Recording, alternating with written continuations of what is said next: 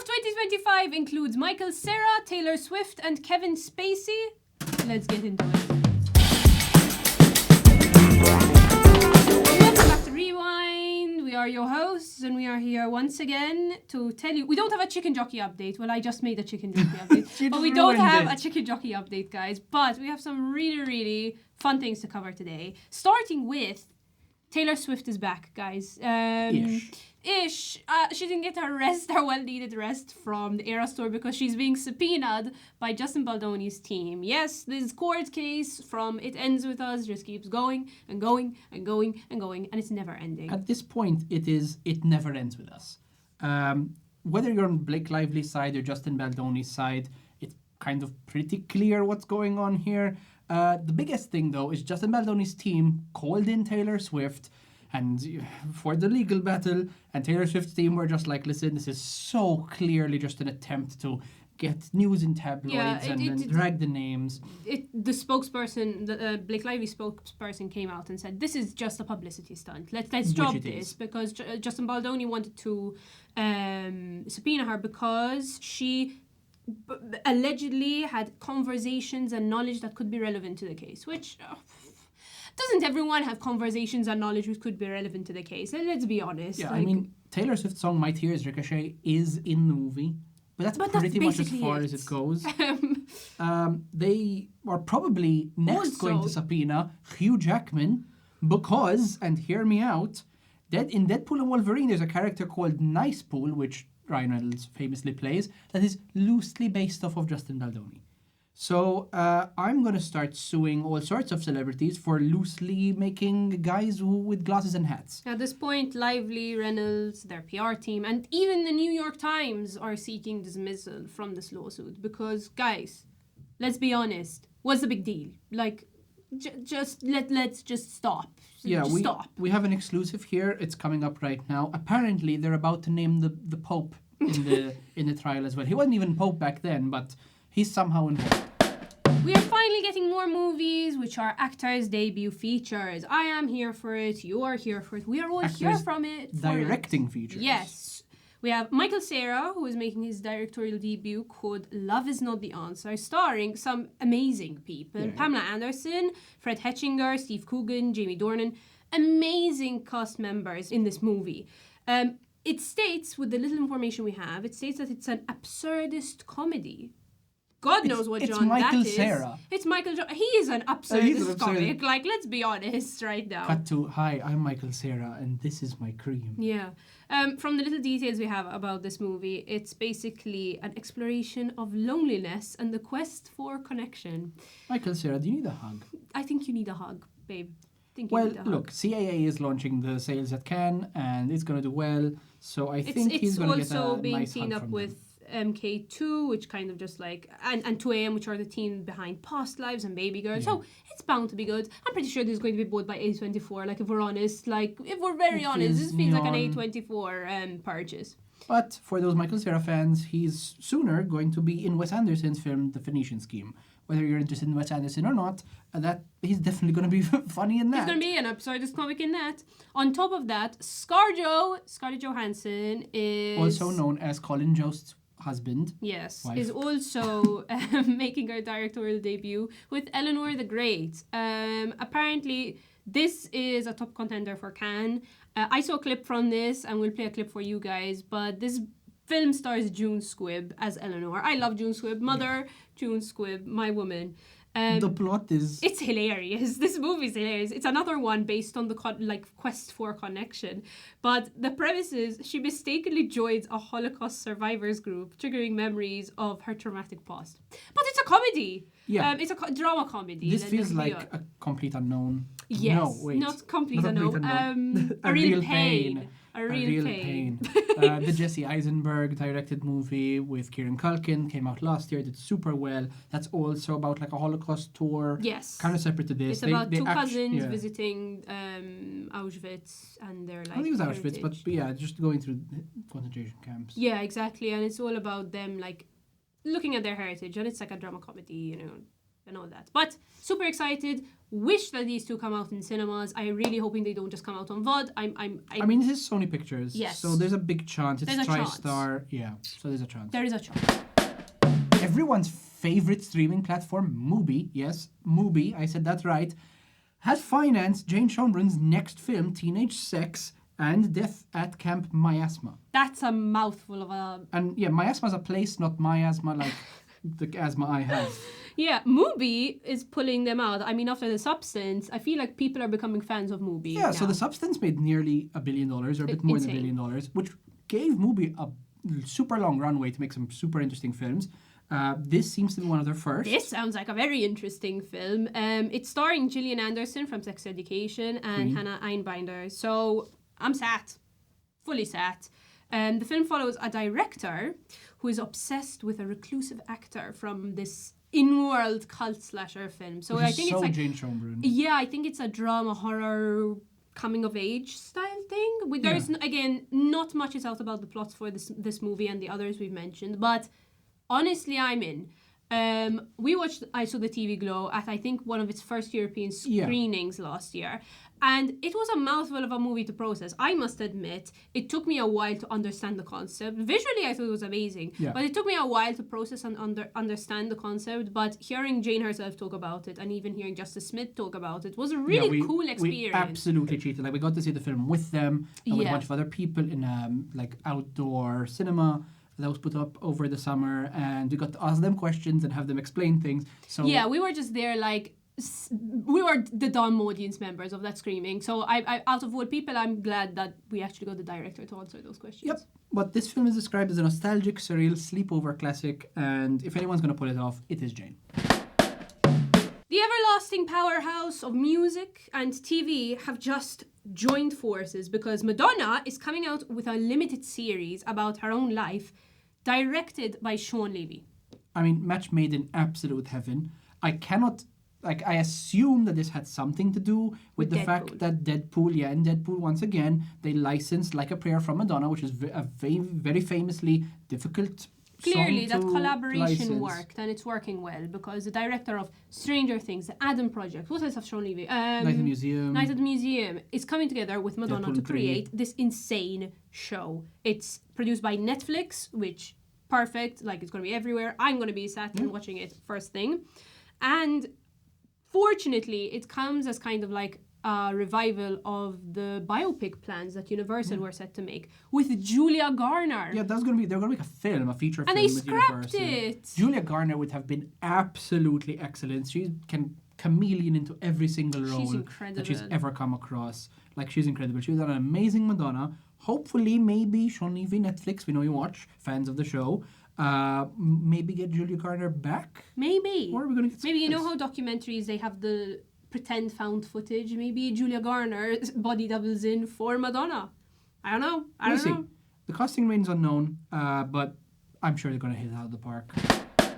Oscar winner Mikey Madison is teaming up with Kirsten Dunst, one of the greatest actors of all time, in a new film from Alejandro Landes called Reptilia. Spicy. Yeah. This feels like a tingly spicy one. No, it's a spicy one. The film follows a dental hygienist lured by a mysterious mermaid into Florida's exotic animal underworld. Maybe that's what happened. Maybe that's what happened to your mom's dentist. That's what happened to Lana Del Rey. Let's be honest. That's exactly what happened to Lana Del Rey. This is the Lana Del Rey story. This is the Lana Del Rey biopic. Reptilia, and it's financed by a company called Black Bear. So they love the animals at UTA. This is an interesting movie for Mikey Madison to step, after winning her first Oscar. This is, because I'm sure she's going to win another one, just saying. After winning her Oscar, it's such an interesting movie and a project to step onto, because you'd imagine she'd be swept up by the studio system. Yeah. But she's playing it indie, because this Alejandro Landes also directed a film called Monos, which was a no-name actor, quasi no budget movie, and I think this is great that this actor and this director are combining to make this great indie movie. Yeah, there is an argument that maybe this is a slight misstep for Mikey Madison. Everyone knows the sort of traditional route. If you win an Oscar, you work with bigger actors, bigger directors, and you sort of push your career in a certain direction. It's super interesting that she took a left turn and just didn't care about any of that. But let's be honest. I mean, Kirsten Dunst did the same thing with Civil War, which was arguably fine. Alex Garland is a big director. He's a big director, but it was quite a small movie, and being able to kind of just like step out of the studio system and go straight into kind of a smaller movie, a deeper movie, is a really bold step. Yep. So Kirsten Dunst being attached to this project says a lot about the project. Yeah. Which is... Whatever happens, there are going to be asses in seats for this one. Certified. There has been a massive shake-up in the TV industry. Mental. All in one day. I got 2 tweets right after each other. The first one being that Suits LA has been cancelled after 1 season on NBC. I'll be honest with you. NBC, why? This hurt. And this is one of the last shows that NBC has that is scripted, that isn't owned by or run by Dick Wolf, which is crazy. It's one of the last 2, I believe. But while this hurt, no one was watching it. Just genuinely no one was watching it. The main consensus is a combination of poor ratings, negative reviews, and it was a spin-off that failed to gain traction. Yeah. Which is kind of like the 3 bang, bang, bang of why TV shows and like movie sequels are always cancelled. Yeah, people just didn't show up for this. I can't particularly blame them. We were big Suits fans. We didn't even touch the show, like for some reason, like it didn't even feel like we needed to watch it. And when we see clips, you know, it's not the greatest writing of all time. There were some great cameos, like having Gabriel Macht back in and all those. Like it was great to have some cameos. Harvey and Lewis, you know, had their whole comebacks. But it's not about Suits being the only show cancelled, because NBC have been slashing left, right and centre. They also axed The Irrational, Lopez versus Lopez and Night Court, which were kind of their front runners for a couple of months. This was NBC. NBC made all of these shows trying to revitalize their night viewing and their primetime lineup, and they axed them absolutely all. Which is they're so all sad. Dead. Which is crazy. NBC, this might be the end of NBC for they've been making shows for quite a while and they were all scripted, some of the greatest shows of all time. I mean, what they did announce was the revival of The Office called The Papers coming back in September. No one's going to watch that either. It's just a really, really weird tiptoe thing. However, there's a light at the end of the tunnel. Or no light at the end of the tunnel if you're NBC, because Michelle Khare's hit YouTube series Challenge Accepted, which is one of my favorite YouTube shows there is, highest production value, and she's absolutely phenomenal, has successfully petitioned to be eligible for the Primetime Emmys. Which is insane. There are only 2 shows which have been eligible for the Primetime Emmys off of YouTube, which were Hot Ones and Good Mythical Morning. Now, correct me if I'm wrong, but there might be a couple others, but those are the 2 which were first accepted for the Primetime Emmy. So having a third one up there is insane. I haven't been a long-lasting fan of Michelle Khare. Dylan's the only person who's properly showed me her videos, but she's incredible. And the fact that she's actually getting recognized for her work, I'm so happy. I'm so here.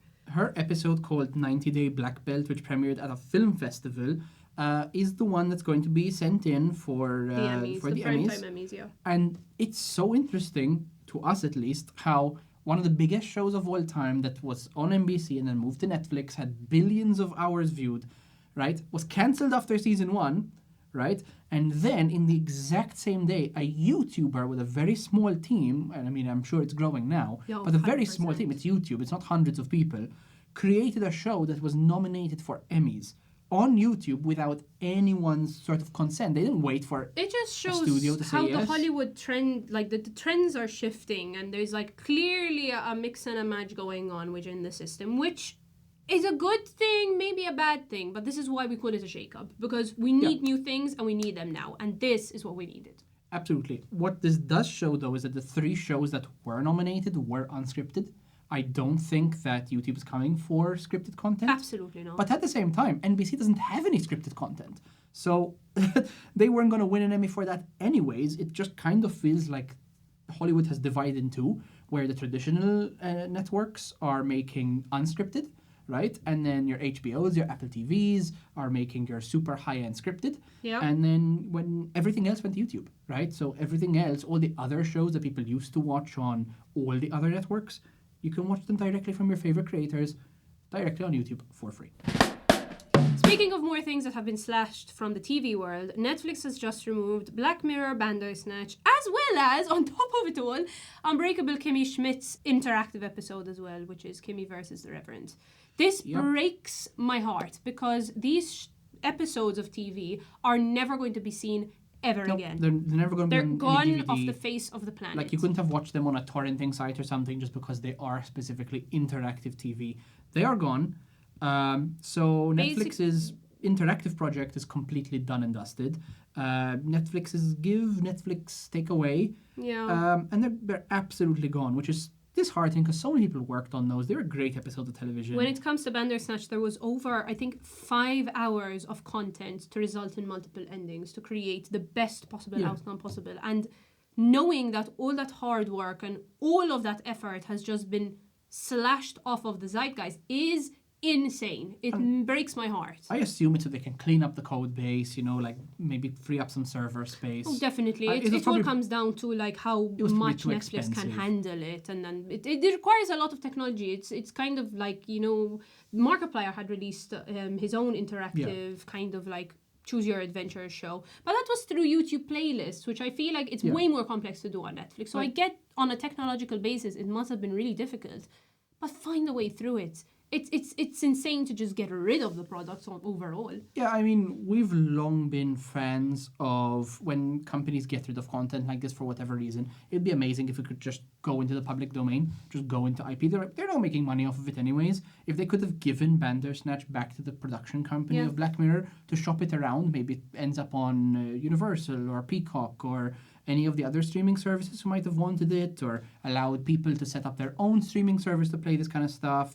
We saw the same thing with Batgirl, where they just made the movie and then wrote it off for tax reasons and refused to release it. Luckily, Coyote vs. Roadrunner was saved. Yeah, that was a whole movie they animated. Hundreds and thousands of hours of animators' work. They're just like, no, we're not going to release it. Not because it's bad, but because we just don't feel like, and because of tax reasons. In contrast, though, Netflix continues kind of its effort into the gaming world. I don't know if you've opened Netflix lately, but half of the things you find are kind of games and apps to play, which I personally disagree with. I don't get it. Yeah, no. But they did kind of pay an homage to the most recent episodes of Black Mirror, especially Black Mirror Bandersnatch, which is the game Thronglets, which is linked exactly to the second episode. Sure, make games, which is cute, but if I go on TV to watch a movie or a show and they keep asking me to download a free game that you have on the App Store, not it. Just go away. Not it. Nathan Fielder is in the news once. I spat everywhere. Nathan Fielder is in the news once again for, and I quote, creating a fake singing competition for his show on HBO, The Rehearsal, and one contestant lost $10,000 and feels betrayed because they thought it was an actual game show, saying, I signed up to be a singer, not a lab rat. Yeah, Lana Love, who is a New York-based singer-songwriter, she was invited to be on this fake game show called Wings of Voice, which, I mean, Lana, let's be real. That was all you needed to know. Yeah, basically, she's been on The Voice before, and she said, oh, okay, great, there's a new competition up. I'm going to go and audition for it. And she did, and she got half the way there. She kept flying back and forth from LA to New York, kind of trying to keep up with... She actually made it to the top 50 contestants, only to discover one day before her final taping that the entire thing was a stage social experiment. If I was in Lana's feet, I would be so mad. And she, in fact, then contacted the production team. She even kind of made a negotiation because apparently she had an original song, which was written for the show, which she decided to reclaim ownership of. And she even drafted a letter exposing the entire production. But she decided not to send it, which is such a unique... We did hear about it, though. We did hear about it. I mean, Variety and Deadline did report about this, but at the same time, I kind of respect her. No, it makes sense. Like, she said she lost more than $10,000 in travel and lost income. It's a lot. It's a lot to lose. Being an artist in New York is already a lot. And then losing $10,000 on a fake TV show that you didn't know about, it's a stab. It's a stab in the gut. Yeah, the kind of other side of it was I'm sure it was somewhere in the paperwork, right? She knew she had the potential for making absolutely no money on the thing. If I was Nathan Fielder's sort of team, I'd maybe argue, like, listen, you signed up to be part of a show, and you are part of a show. Like, you weren't gonna win the money anyway. There's a massive chance you wouldn't have won. So you did know there was a chance you were gonna lose money. I mean, their only chance is, like, make it right? They're HBO. HBO should make it right with all of them. I mean, maybe they thought it was a good idea in advance. Clearly, it kind of left some bad taste. And I think HBO should just sort of pony up and sort it out. In the meantime, Love is releasing new music, including a song called Nathan Fielder. Which, that should be excellent. It's the funniest thing ever. I hope he's in the song. Well done. And against all odds, Kevin Spacey is back on our screens because he has just joined the cast of a new action thriller called The Awakening, making another step in his career following all the sexual allegations that he's just been through over, like, I think 7 years ago? Yeah, about 7-8 years. Sales are launching at Cannes for the film, which, once again, is one of the biggest film markets, I believe the biggest film market for people to go and sell their films. It's directed by Matt Rutledge, and the film stars Peter Stormare, Alice Eve, Steve Burkhoff, Julian Glover, a bunch of other people. And also introduces Justin Tinto, who is also financing the project himself. So Justin Tinto cast himself in a movie with Kevin Spacey. Yeah. Either way, the movie got made, and this is super interesting, right? So we're definitely going to see some backlash against this, right? 100%. There's definitely going to be backlash. I mean, I was a bit of a blind one because I watched American Beauty, one of my favorite films ever, not knowing anything about the situation. And fine, obviously Spacey has since come out to be not guilty on all charges. Yeah. However, there are always in these cases many conspiracies as to was it really, was it not? It's pretty difficult when it comes to these things to be able to completely remove yourself from any and all allegations.